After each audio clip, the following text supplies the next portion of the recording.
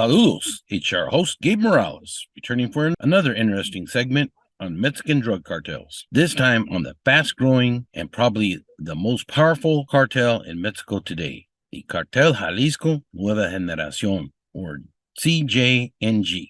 Let me start off with a little history on its leader and the friction that occurred with other cartels that led to the creation of this very dangerous organization. Tonight, the DEA is offering $10 million for information leading to the arrest of the Mexican drug kingpin known as El Mencho. He's blamed for a flood of narcotics into the U.S. And in tonight's Eye on America, Adriana Diaz takes us on the hunt for this dangerous drug lord. It's just after sunrise, and on Chicago's west side, we're out watching the morning rush for drugs. Yes, it's 7:15. 7:15 in the morning. Yeah.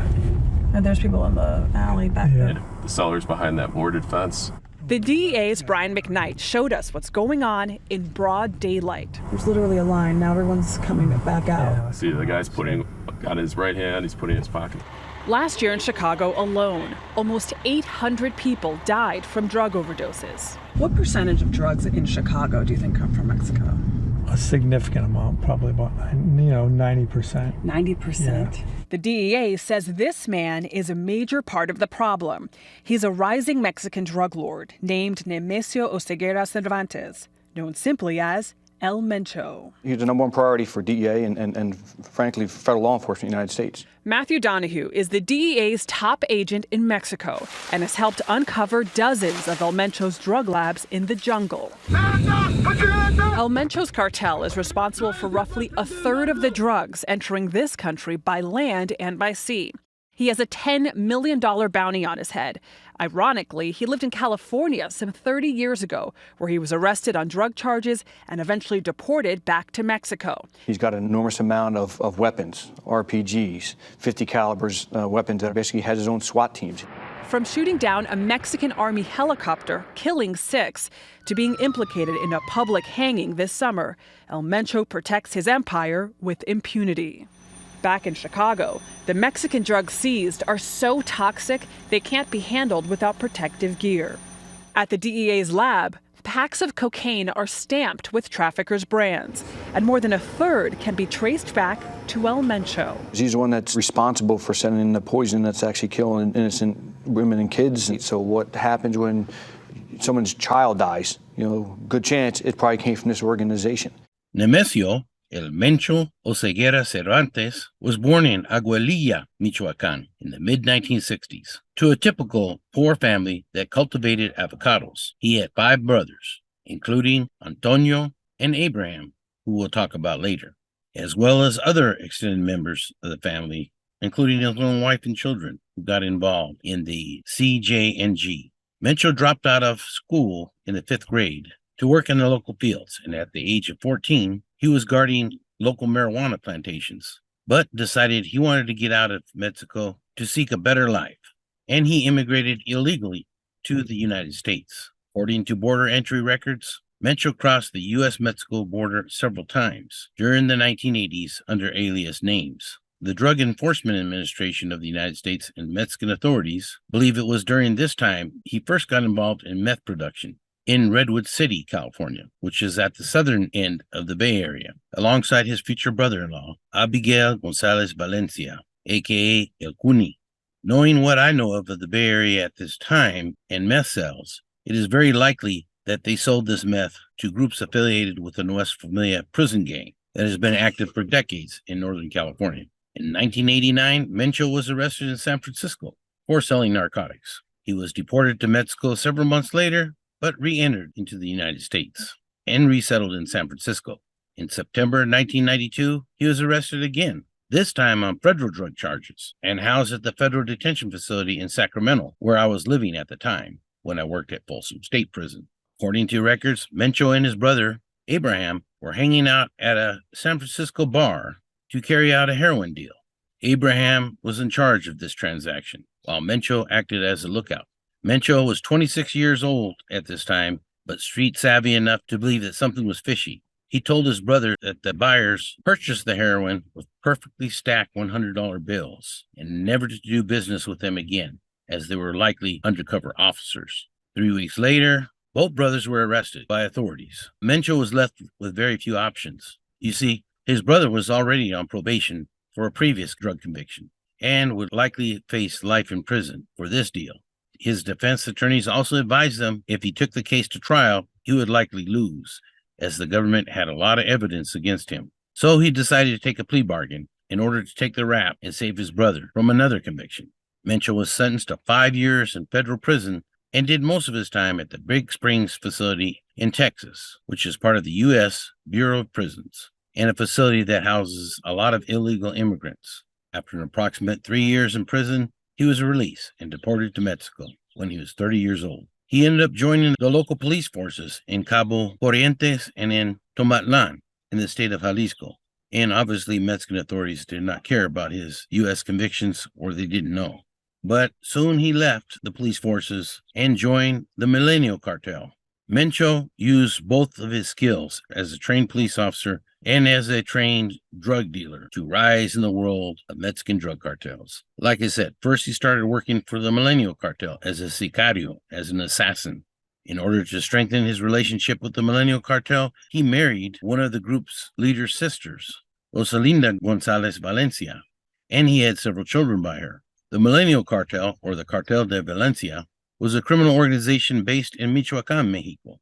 It then relocated to Jalisco in the early 2000s. The Milenio Cartel was allied with the Sinaloa Cartel, and they rivaled the Gulf Cartel. By the mid-1990s, the Milenio Cartel had gained a close relationship with Colombian drug traffickers. And by the early 2000s, they started buying chemicals to make synthetic drugs, such as methamphetamine, provided by worldwide Chinese drug supplier Zenli Yegang, pictured here. In 2003, Mexican government forces captured the leader of the Milenio Cartel, Armando Juanito Valencia Cornelio, and in order to protect their structure and drug business, 2 new leaders were selected. This was Luis Valencia Valencia and Oscar Orlando El Lobo Nava Valencia, both who were members of the Milenio Cartel, but also associated with the Sinaloa Cartel. And they both operated under the supervision of Ignacio El Nacho Coronel Villarreal, who was very close to Chapo Guzman. El Nacho's headquarters was in Guadalajara, Jalisco, and he basically ran the remnants of the old Guadalajara cartel that was headed by Miguel Angel Felix Gallardo. In October 2009, El Lobo was captured after a fierce gun battle with Mexican authorities. He and another brother, Juan Carlos Nava Valencia, were responsible for smuggling cocaine shipments from South America into Mexico and then into the United States via the port city of Manzanilla, Colima, Mexico. After Lobo was captured, Juan Carlos took over leadership, but he was also captured in spring 2010. Then El Nacho was killed in a gun battle with Mexican forces in July 2010, and a power vacuum emerged. The Milenio Cartel ended up breaking up into factions, most notably La Resistencia, headed by Ramiro El Moca Pozos, who had an alliance with Carteles Unidos, and the other main faction was Los Matas Zetas, headed by El Mencho. La Resistencia under El Moca formed a brief alliance with Los Zetas. Some forces also banded with La Familia Michoacan, which operated in that state. However, that group was disbanded basically in 2011. And the Beltran Leyva organization, which was also part of the Sinaloa alliance, fell shortly after that. But at first, Los Matas Zeta under Mencho remained loyal to El Chapo and El Mayo Zambada. So basically, some factions of the Valencia Milenio Cartel were at war with Los Matas Zetas and Mencho. The core Valencia family was related to him via the marriage to his wife and via his cuñado or brother-in-law, El Cunis. Los Matas Zetas eventually won the war against La Resistencia and consolidated their power in central western Mexico. The group then changed their name from Los Matas Zetas to Cartel Jalisco Nueva Generacio'n to separate themselves from the old Cartel Jalisco run under El Nacho. The CNGC under El Mencho gained a reputation for being absolutely ruthless.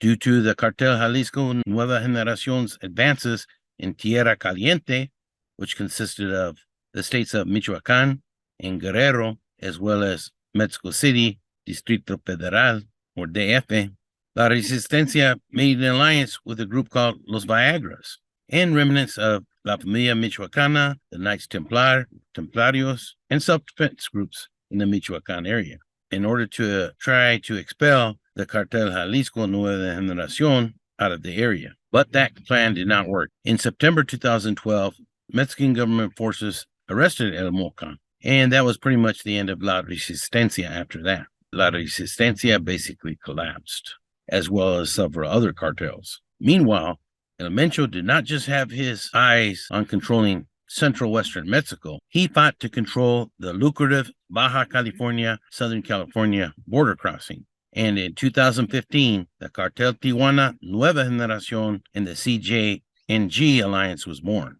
As a result, Tijuana's homicide rate soared. As I stated before, for a few years, the Cartel de Sinaloa basically controlled Tijuana. And so the bloodshed that had occurred under the Arellano Felix organization / Tijuana cartel had subsided somewhat. But after Mencho took on the Cartel de Sinaloa and Tijuana, the homicide rate soared, and it became the 35th most violent city in the entire world. By that time, Cartel Jalisco Nueva Generacion had become one of the most feared criminal organizations in Mexico, indeed, in the entire world. Not only had they seized Jalisco and much of the surrounding states by corrupting police forces and politicians taken out of a playbook from Chapo Guzman, they also engaged in direct firefights with Mexican government forces, engaging in military tactics taken out of the playbook from Los Zetas. CJNG gunmen even took down a Mexican military helicopter with a rocket-propelled grenade, killing 6 soldiers. Meanwhile, some of Mencho's lieutenants became disenchanted with his leadership, power, and control, and decided to go out on their own. Carlos Enrique El Cholo Sanchez Martinez was a former CJNG lieutenant who formed a group called the Nueva Plaza Cartel, along with Emiliano Alejandro El Tiburon Pulido Saldana. And of course, El Mencho did not take this breakoff lightly. The situation got worse when El Cholo killed one of Mencho's main financiers called El Colombiano. Another co-founder with these two individuals was Eric El 85 Valencia Salazar, who was related to the Valencia family, but he was arrested in 2012. He was then released in 2017 because of due process errors, but then rearrested in September 2022. Meanwhile, El Mencho ordered El Cholo's murder for what he did to one of his main money launderers.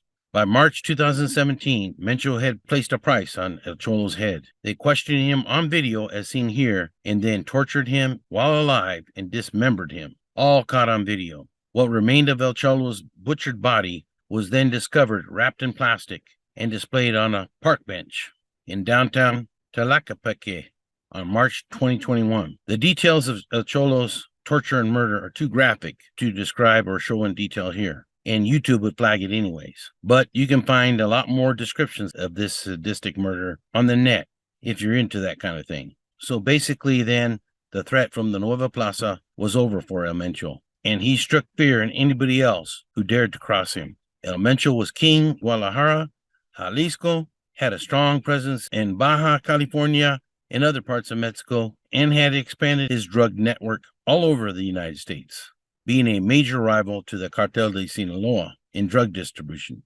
especially in the sale of synthetic drugs. So even though he came from humble beginnings, El Mencho rose to what some people feel is the most powerful drug lord today, barring maybe El Mayo Zambada. He was a keen strategist with ties to many influential drug connections, including his family. I will describe some of these individuals now.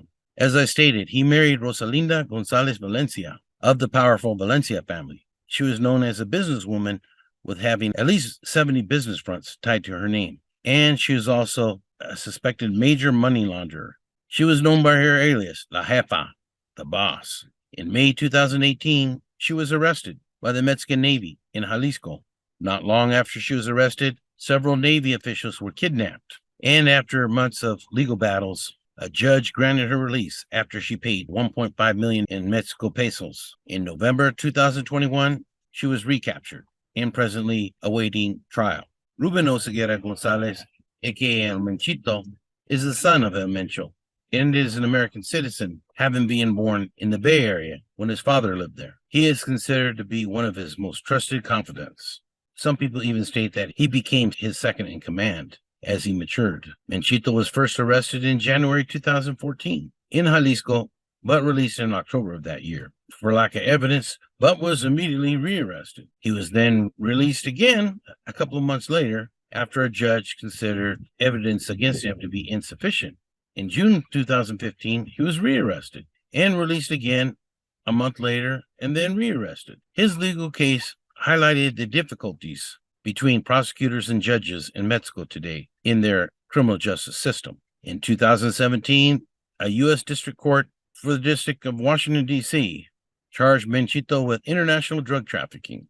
According to the indictment, he was responsible for shipping massive quantities of narcotics for his father between 2007 and 2017.